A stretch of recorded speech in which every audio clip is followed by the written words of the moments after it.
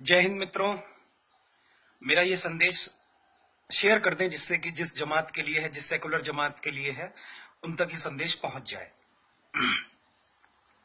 कई लोग देश में हिंदू मुस्लिम एकता की बात करते हैं, लेकिन मेरा उनसे सीधा सा सवाल है कि आप इसी देश में रहते हैं। इस देश में कई मुस्लिम बस्तियां हैं, सैकड़ों हजारों, हर शहर, हर गली, हर कस्बे में मुस्लिम बस्तियां हैं, लेकिन क्या कभी आपने हिंदू बस्ती का नाम सुना? नहीं सुना। इसके पीछे वजह क्या है? ये सवाल है मेरा सीधा सा देश की सेकुलर जमात से।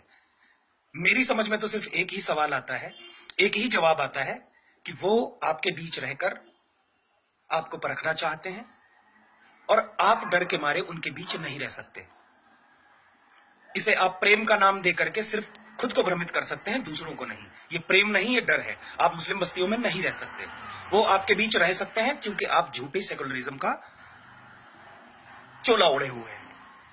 एक और सवाल उन लड़कों से जो हिंदू मुस्लिम एकता की बात करते हैं कि आप कॉलेज के हॉस्टल्स में 4 हिंदू लड़कों के बीच में एक मुस्लिम लड़के को बड़े आराम से रख लेते हैं और वो रह भी लेता है क्योंकि आपका धर्म ये सिखाता है कि वो आराम से आपके बीच में रह ले।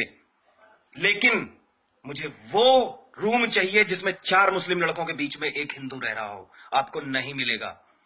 आप ढूंढते ढूंढते मर जाओगे, लेकिन आपको नहीं मिलेगा। इसकी भी एक वजह है, क्योंकि वो आपके बीच रह सकता है आपकी बातें जानने के लिए, आपको समझने के लिए, लेकिन आप नहीं रह सकते। आपकी फटती है, डर है आपका।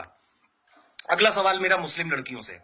फेसबुक पे मैंने कई बार देखा है, मैंने जब सवाल किया कि आपकी मित्रता सूची में मुस्लिम है, तो उनका स्पष्ट जवाब होता है कि तो क्या हुआ, सभी धर्म समान हैं। अरे कैसे सभी धर्म समान हैं?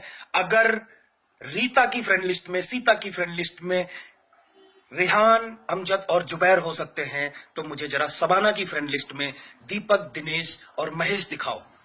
ये सवाल खुद से करना। ये मुझसे, मैं सिर्फ बोल रहा हूं, आपसे सवाल कर रहा हूं। मेरा कोई उद्देश्य नहीं है आप पर थोपना, लेकिन हां, मेरा उद्देश्य है आपको वास्तविकता के मूल से अवगत कराना। आपका झगड़ा, आपके दोस्त का झगड़ा, आपके बेटे का झगड़ा जब किसी दिनेश, रमेश या महेश से हो जाता है तो आप तुरंत चल देते हैं विरोध करने। लेकिन वही झगड़ा जब जुबैर, अमजद और अहमद से हो जाता है तो आपके मन में एक भय क्यों उत्पन्न हो जाता है? आप जब एक सुनसान गली से गुजर रहे होते हैं और सामने से एक व्यक्ति आ रहा होता है भगवा चोला पहनकर या सामान्य कंडीशन में, तो आपके मन में भय उत्पन्न नहीं होता, डर उत्पन्न नहीं होता। लेकिन क्या हो जाता है तब? जरा अपनी आत्मा से पूछिए, जब आप एक सुनसान गली से गुजर रहे हो और सामने से 4 टोपीदार, जालीदार टोपी वाले दिख जाते हैं। यह सवाल खुद से करना पड़ेगा आपको। ये सवाल मेरे नहीं है, ये सवाल आज के वक्त के हैं।